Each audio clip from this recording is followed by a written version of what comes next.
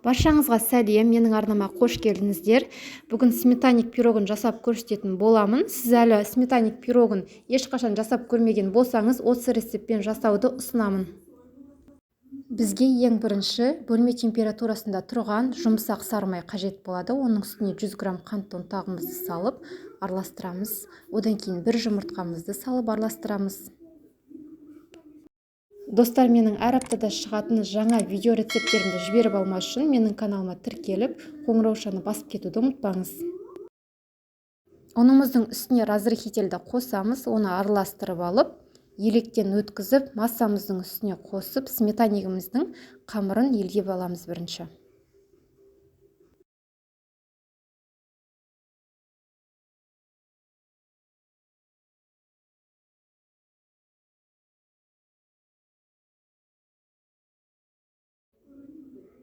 Осындай бізде жұмсақ қамыр шығады.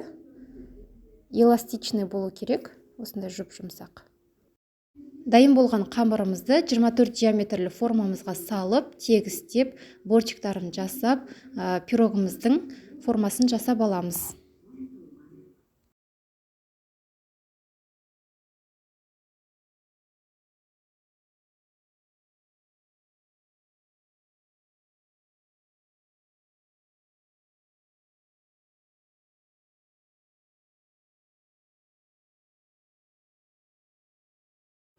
Одан кейін вилкамен барлық шеттерін де астында кесіп шығамыз осылай.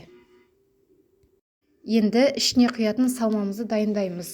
500 грамм қаймаққа 100 грамм қант және де 4 жұмыртқамызды қосып, қол венчігімен араластырып аламыз. Көп араластырудың қажеті жоқ. Бәрі біркелкі болғаннан кейін формамызға салып құйып пісіре береміз.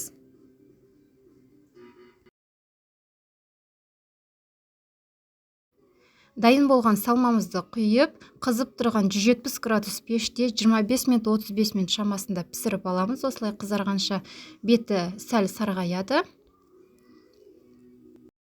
Пирогымызды бөлме температурасында тұрып, толық суығаннан кейін барып қана формадан алатын боламыз. Кемінде 2-3 сағат тұруы қажет. Одан кейін барып осылай оңай алынатын болады. Міндетті түрде осы пирогты жасап көруге кеңес беремін. Бүкіл отбасыңызға ұнайтынына сенімдімін. Жасап жатсаңыздар комментарийға жазып кетуді ұмытпаңыз.